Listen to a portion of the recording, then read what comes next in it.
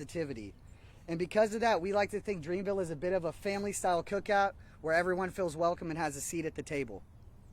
Our festival regularly curates a lineup filled with some of the biggest music stars in the world, many of whom are performing here for the very first time. You know, something we're very excited about is the international presence that we have here. Not only with someone like Rima this year, in the past it's been Burna Boy, WizKid as well. So this is an opportunity not only for residents to see artists that they've never seen before, but also open up Raleigh to some of the world's biggest performers. Beyond the music though, the festival plays host to dozens of small businesses and community organizations, from nonprofits to food vendors to restaurants and a lot in between. For example, this year the organizers have invested significant resources for the food program. So for example, we have over 50 food vendors from all over North Carolina that honestly will provide a palate fit for any festival goer. You know, at Dreamville Festival, fans can sample truly the best bites that North Carolina has to offer. After launching though in 2018, this festival has grown into more than just a music festival. It's gone into a week-long celebration of music, culture, and community that spreads all across Raleigh. Because of this, Dreamville has cemented itself as the world's largest artist-led music festival. Through these collaborative efforts, Dreamville is able to create a massive impact on the local economy, not only culturally, but economically. Speaking of which, today we announced the 2023 Economic Impact Report for the festival. You know, and as you can tell, fans are traveling in from around the world to participate in this year's event. Over the past 5 years, the event has grown into one of the most highly anticipated events in Raleigh, in North Carolina, and frankly across the entire country. It offers an economic opportunity for small businesses and industry workers, from food vendors to security personnel, students, ambassadors, production staff, and so much more. With respect to the new economic report, Dreamville Festival contributed $145.9 million to the local Wake County community. The industries most impacted include hotel, food and beverage, and transportation. Equivalency is to 1,300 full-time jobs. And just for clarity purposes, this economic impact report was created by Angelou Economics, with additional contributions from our partners at City of Raleigh, Visit Raleigh, Live Nation Entertainment, and other stakeholders. So now what I'd like to do is pass this over to Lauren at Visit Raleigh to speak a little bit more specifically about the impact the festival has on the local hotel industry, as well as the overall attendance we expect to see this year. Over to Lauren. Thanks, Trey. Good morning.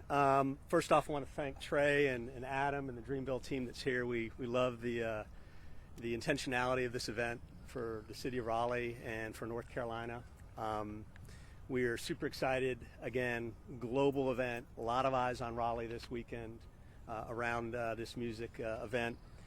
Looking at upwards of 100,000 plus over the 2 days again, kind of on a record-breaking pace. Breaking those numbers down, we've spent some time talking to members of the media in the past about this. All 50 U.S. states are represented in the ticket allotment.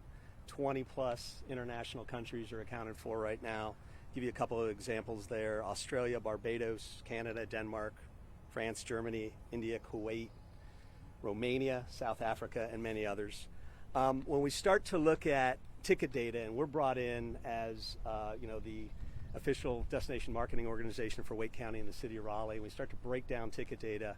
We look at about 80% of those tickets coming from either overnight travelers or what we refer to as day trippers. These are folks that are typically outside of about a 90-mile radius that have to drive in and drive back out, but there's still a spend behind that. And those are based on our calculations. I think the one important thing to note off of last year's event, we do not see this backing off at all. We ran 94% occupancy countywide. So that's every hotel in Wake County. That's 16,000 plus hotel rooms. 94% of them were filled last year on the peak night of occupancy, and that was Saturday night. We saw an uptick year over year at 3% on Saturday. And the other thing that we love is an extended stay. We saw an 11% uptick on Sunday with rooms as well. So we had multiple night stays. Our hotels are highly anticipating the activity that many of the fans that Comfort Dreamville will bring, along with a lot of the economics behind it. Want to talk a little bit about the impact to the local community. Super excited again when you start to break down hotel spends, restaurant spends, retail spends. That covers most of Wake County, the 12 municipalities, and even we see some bleed effect into Johnston County and Durham County. So it truly is a regional demand driver that again brings in folks from all over the world. I'll conclude with this. I've been here 18 years. We've worked with hundreds of events, festivals, music events, meetings and conventions, large-scale sporting events. I don't think you're going to find a team that's more intentional about what they want to bring to this area, to Raleigh, to Wake County, and to the state of North Carolina through their efforts. We consider them partners. We don't look at this as a transactional type of relationship. And again, Trey touched on the intentionality of hiring local food vendors, hiring local high school and college students to serve as street ambassadors for the street party on Friday. Again, somewhere around 40 to 50% of the vendors that are involved are local to our local economy, and that's a big thing. So again, hats off to the Dreamville team for that intentionality, and we love it. I'm going to kick it back to Trey. Thank you so much, Lauren. So now we just talked about 2023, so now let's focus and go forward to 2024. And so I'd like to talk a little bit about the improvements that the fans will be experiencing this year. These are a lot of things that we're really excited about. You know, and the reality is, like, our goal is to build upon improvements year after year. Like, we look at last year as a success because of the close coordination we had with our stakeholders, with the city, with all of these folks. And so our goal is to not only replicate that success, but improve it. And so with that, you know, we've been able to increase the infrastructure and also the sights, the sounds, the food, etc., to provide an overall better festival going experience, not only for our patrons, but for our staff, for the performers, and everyone in between. There truly has been no expense that's been spared. We remain true to our commitment to the city of Raleigh, to the Raleigh residents, and to our festival attendees to make this the best festival experience possible. You know, but speaking specifically to the major improvements that fans will see this year, one of which I know will be a big hit will be the return of the flushable toilets. So we have no more porta potties throughout the grounds, and even if you actually are a VIP attendee, you will have flushable toilets in an air-conditioned trailer. So there are some nice accommodations there. We also are going to return the GA Plus area, which is part of the Hammock Grove, and that's also something that we've worked closely with Dix Park, where that grove is now accessible to you know, residents year-round. So again, it's another manifestation of our impact long after the festival wraps. We have bigger and better production at both stages. Not only that, stage 2 is being reoriented a bit. So with that, you're not only going to have better sound and better lighting, you also are going to have a better viewing experience, whether you're right up front or you're in the back for a little bit more dancing room. We also have expanded our art program pretty significantly with more murals, art installations, and other decor elements you'll see sprinkled around the grounds. I'll kick it over to Cameron here in a little bit to talk more about that. Then lastly, something big is transportation, right? And so what we have done is we've expanded our downtown shuttle program to increase capacity by over 25%. But I think what would be best would be to kick it over to Diedrich here to speak a little bit more about our transportation plan and how we've worked with a lot of these city stakeholders. Thanks, Trey. Good morning.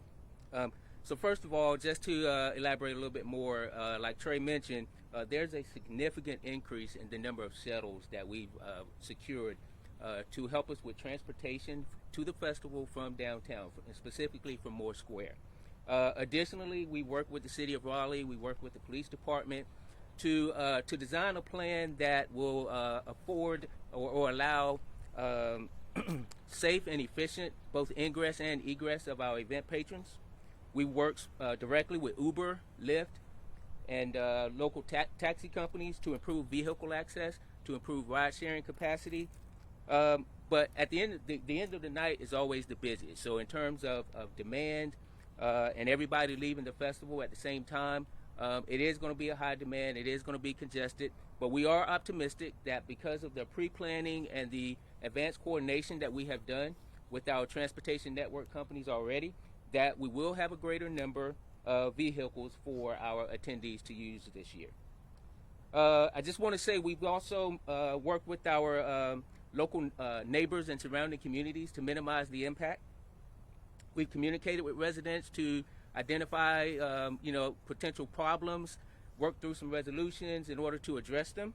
In early May, we actually conducted a public forum in which we had an opportunity to discuss those issues, further work through some solutions on how to address them, but it also gave us the opportunity to discuss street closures with them, sound checks, event schedules, and other potential impacts that should be expected. Ultimately, our end goal is to be good neighbors. We plan to work with our surrounding community to make sure that this is a safe event and to make sure that this has a positive impact on the community. If any residents experience any issues related to Dreamville, you can contact us by email at info@dreamvillefest.com, or you can call the community hotline at 919-295-6275. And that hotline will be monitored both days, Saturday and Sunday, from 10 a.m. to 1 p.m. So I just want to say we're very comfortable with the plans that we have in progress. We're very comfortable. We're excited. We took lessons learned from last year to further enhance the preparations for this year, and we're excited about the lessons learned and the key takeaways from this year. So with that being said, I'll introduce Cameron to come forward to talk about the art program.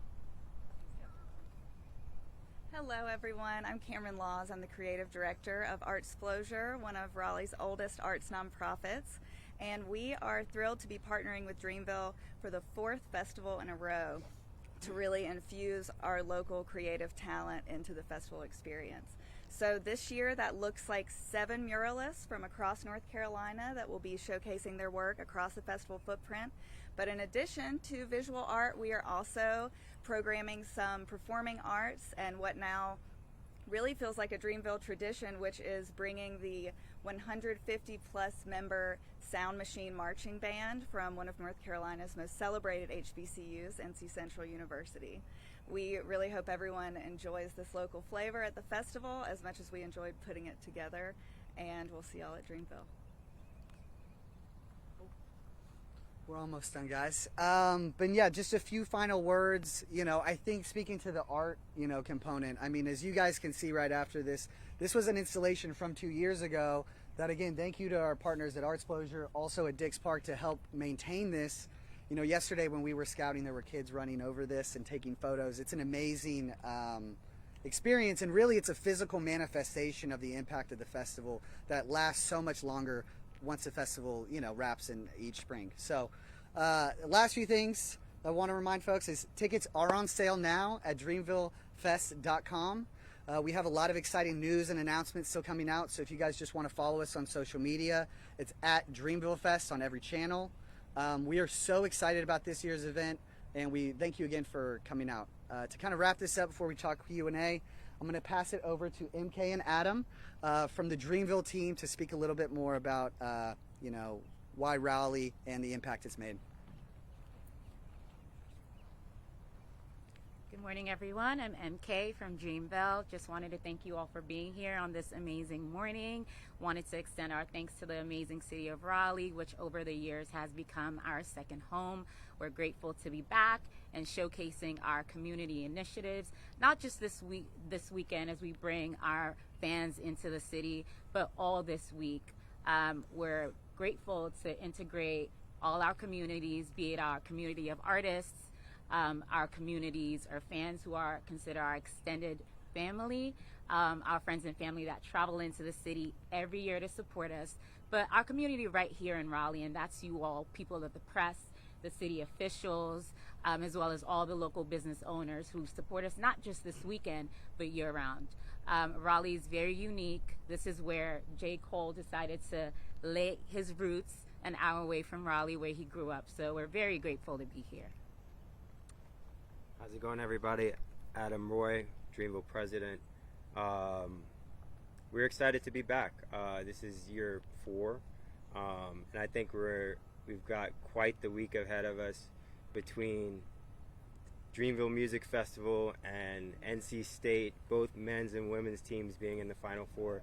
I think we're in we're teed up for a pretty epic weekend in Raleigh, and we couldn't be more excited to be here. Thank you. I'd like to highlight, our week of events. We have Cam returning this year. Thank you so much to the state for helping facilitate our engineers bus tour that has been touring throughout the state and will ultimately be ending right here in Raleigh. We have Gold Mouth Garage, which will be taking place right around the corner from Raleigh, as well as community initiatives such as our 4th annual boxed lunches, where we pack hundreds of lunches as well as hundreds of grocery boxes for underprivileged and homeless people right here in Raleigh. So thank you very much. Thank you.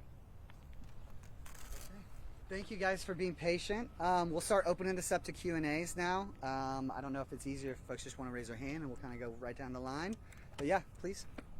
Okay, I'm Dustin with WRAL. I wanted to ask, how long did we know about the switch in the lineup? Because I know people were getting merch with 50 Cent on it now, and he's also posting that he's going to be in Atlantic City. Can we get an update from that? I know a lot of people thought it was a joke.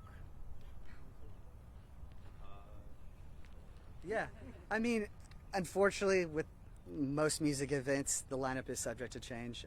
We found out about this very recently, and we had to quickly pivot. I mean, you know, that's one of our headliners. But we are really excited about the talent that 50 Cent is going to bring, as well as Huncho, one of the hottest new upcoming hip-hop artists around. So with that, we're very excited. If folks have any questions, especially regarding merch or anything regarding ticketing, please email us at info@dreamvillefest.com. It is being monitored 24/7 at this point throughout the end of the festival. So again, we're happy to work through any questions that might pop up regarding lineup changes. I had a question. Similar to years past, you guys put out a call for some help from local people to help on site. How has that changed from year to year? What is that looking like this year? Did you get all the people you needed? I mean, is that something you will continue to do? Is it help? You know? Yeah, so each year we do have an open call for a lot of different opportunities. So one of which is our food vendor program, one of which is our ambassador program and volunteer, as well as our amazing art program as well. And so the reality was the feedback was so strong that at a certain point it kind of, we had to close them because we did fulfill all of our needs, which was amazing. And ultimately too, like, you know, I was a young student too, and I was just dying to work at festival and whatnot. So these are really amazing opportunities to, you know, learn firsthand from some of the best in the business. And so we're really excited about, you know, the open call for the muralists that we were able to secure, the hundreds of volunteers and ambassadors, and I think the 50 to 60 food vendors as well. So, and again, that's a big emphasis by the team to say, hey, let's go out and let's make this an open opportunity for everyone to participate. So hopefully that I helps. had another question for Adam, because you mentioned NC State also this weekend, and a couple years ago it was the UNC Duke game. Are you guys just planning this festival around March Madness every year so we can? No, we just try to hope that our success is going to align with, you know, the rest of the city's success and the rest of the state's success. I think we've been really fortunate to have now 2 years where that type of positivity, that type of really North Carolina greatness is kind of culminated in this weekend. And so it's a blessing, honestly. This may be more of a city question, but have you guys considered putting any like sort of restrictions or more regulations around like Airbnbs and hotels? Because I know that we've had quite a few people who've had like last minute cancellations because they felt like they priced too low.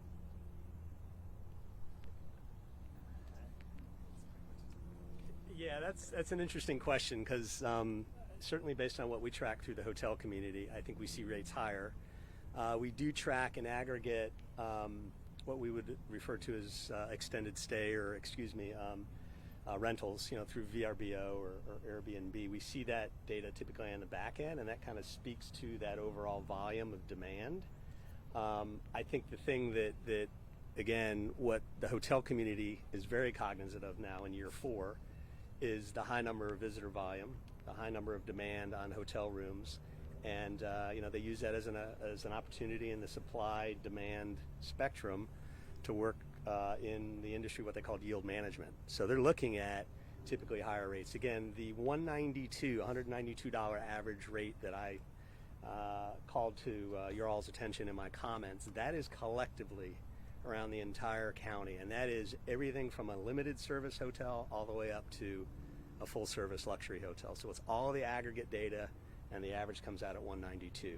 For comparison's sake, that typically runs about 135 to 140 in any given week. So you see a big spike because of the demand and the visitor volume. Hopefully that addressed your question. Kind of. I have another question for Raleigh Police, actually. Since we haven't touched on that yet. Yes. Just we talked about transportation, but the overall like traffic situation and people getting through, also safety within the festival for both days. Could you speak on that? Sure. As obviously with any large-scale event, you're going to have traffic issues. We spent a lot of time and effort over several months coming up with the traffic plan that we have, and we feel that it's the best that can be provided considering you have 50,000 people coming per day. So as was mentioned earlier, we have a lot of shuttle service. We've expanded that, so that should ease some of the congestion. We've also added additional officer positions to traffic posts. There was also the posting of the new free Narcan kit. I'm listening right now. That's going to be available. I'm not sure if that was available last year or not, but can you speak to just like the overall like health EMS side of being available and having these resources on hand for such a large event? Sure, we have an extensive amount of resources when dealing with medical emergencies. We have several medical tents that'll be on site. We have several emergency personnel that if it comes to a certain situations that they'll be transported to a local hospital. They've also increased the number of EMS personnel this year, so there shouldn't be any issues whatsoever. Chloe Rafferty with CBS 17. How many officers is the event required to have? How many police officers is the event required to have? And I don't know if you can answer this, but how many parking staff? There is no minimum staffing or maximum staffing. I can tell you that we've expanded quite a bit from last year, so we have more than enough officers to cover the event. If you had to throw out a number. We have a sufficient amount. Okay. We can't. It's part of our safety program. So. DJ Remedy, Radio 1 Raleigh, K975. First of all, I just want to thank you guys for the opportunity to DJ at the Gold Mile Garage. Last year I DJed at the pop-up shop, so I definitely appreciate the opportunity. The question that I have is for the fans and the listeners. When after the festival is over for each day, has there been any improvements to the coverage area when they have to order a car ride for either Uber or Lyft? Or is there any workarounds that you can talk about in that type of situation?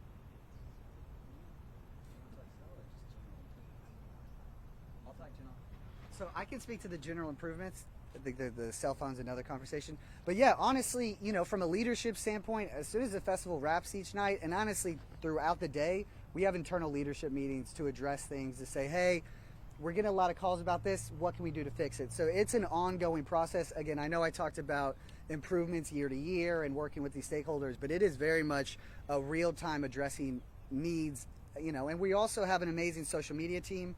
We're monitoring what people post. We're monitoring people tweet, which again is a great service for us because everybody has a phone these days, right? And so it's a great way to tap in directly with our audience. So we look at this as a continual refinement process and improvement, not only year to year, but day to day, hour to hour. Thank you. Yeah. And this question is for both Adam and Lauren. I mean, when you just think about all 50 states, DC, Puerto Rico, and then nearly 24 countries, what does that say to you about the number of dollars they're bringing, one to the festival and then two here to Lake County? Yeah, again, I mean, the impact is significant. Dreamville's released a new third-party impact study that goes much more in depth on that. But again, we are becoming a global destination. I think you look at this event alone, and you called out the 20-plus countries that will be represented in ticket holds. But you start to look at what's going on at RDU Airport with international lift. We've added 2 new flights. There's a new nonstop to Germany starting in June. Copa Airlines starts nonstop to Panama City, Panama in July. 10 international carriers throughout the week are bringing people into this region. So this type of event amplifies not only the brand from a regional and state perspective, but a U.S. perspective and then a global perspective. And we love that. We do know that this destination is global, whether you're here for an academic type of engagement, whether you're here for vacationing. We work closely with Visit NC and look at those major lift markets. You know, UK and Germany are still strong, but we're starting to see growth in other sectors. And I think an event like this helps that. Does that put pressure on the folks here in the ground to improve some of our infrastructure so we can continue to support Yeah, this event? I don't know if it's so much pressure as it is being proactively and strategically aligned with the city and the county. We as an organization spend a lot of time with the city management team, the county management team, chambers of commerce all around the county looking at destination development. It's a great point. We've looked at things like currency exchange, like translation services and things like that. So as you become more of an international destination, those are things you need to be prepared to do. So I think it's more aligned to an overall proactive strategic development of the destination. And again, that's a lot of that's called out in the destination strategic plan that we launched back in 2018 that we're still working through, a year 5 and a year 10 plan. But that's stuff that we've got to be on top of and continue to push forward.